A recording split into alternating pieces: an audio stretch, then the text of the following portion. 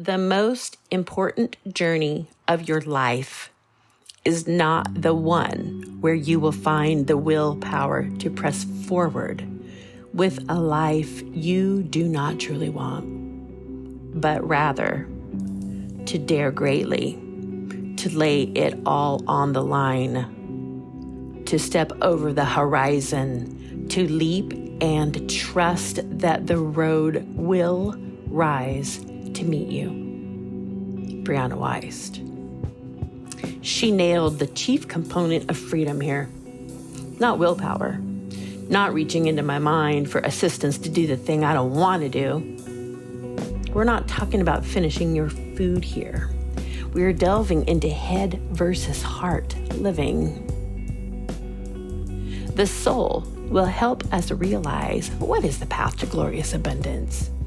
The path that awakens in us such joy and enthusiasm. We need only ask ourselves the question. The feeling that follows is our yes or no. Try it out and see what the next emotion you feel tells you about the situation. Sometimes we get mired down in situations that do not reflect abundance of spirit. Thousands, hundreds of thousands of us are still showing up every day to places, people, and situations that bring no joy.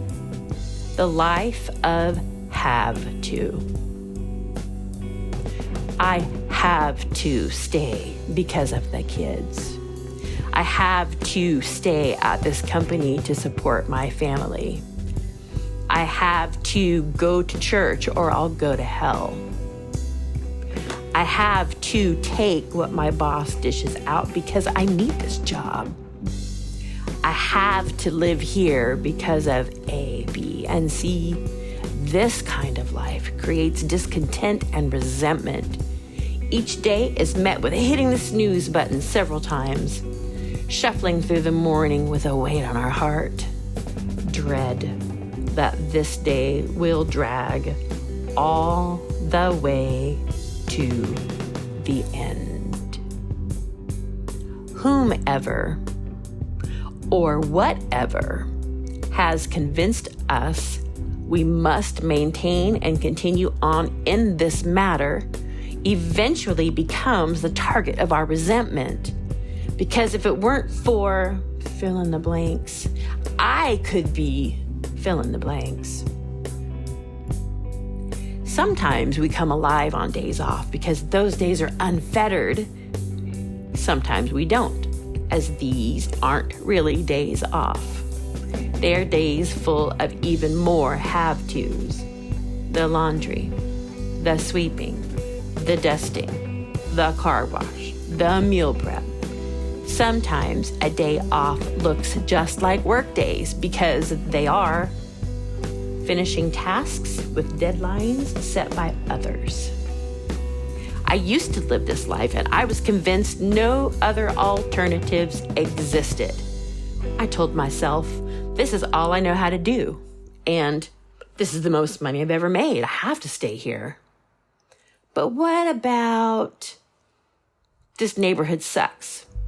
My neighbor blasts music all night, works on cars very early in the morning. Or this place has no yard, can't have a puppy. On and on. Considering moving is off the table completely with more have-tos because of the rent, because it's close to my job, my school, because I can't save up moving money, because moving is so hard. Sorting, clearing, packing, loading, unloading, unpacking, resetting, clearing some more. I'm exhausted. Such weariness in that last bit. Can you feel it too? Weariness. And the people we make these sacrifices for eventually resent it. See, often they are unaware of the weight our have-tos hold. They could be happily living in what is, or could also be living in their own version of have to. What to do? What to do?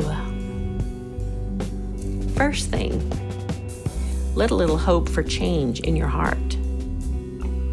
It doesn't have to be loud. Tiny whispers are enough to begin. Look around for possibilities. One trick that's worked for me is applying for other jobs. That springs hope. Sometimes the simple act of looking brings a new appreciation for the job I have. Next trick, go outside. Search the internet for local hikes and do one. Next trick, talk to the other parties involved. You know, the ones we tell ourselves we're doing this for. Ask them for their truth. Is this even what they want for us? Need for themselves?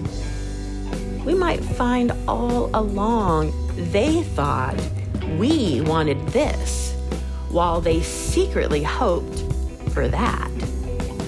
Emotional honesty, so tricky. We don't want to be the first to say it. We may not even know what it is we really want. So get really clear about what we want and ask our life journeyers to do the same. They just might have a lovely surprise for you. No life journeyers to ask? Well, then get to it. You'll find them along the way. There's a lovely saying I've seen around the internet. What if I fall? Oh, darling, what if you fly?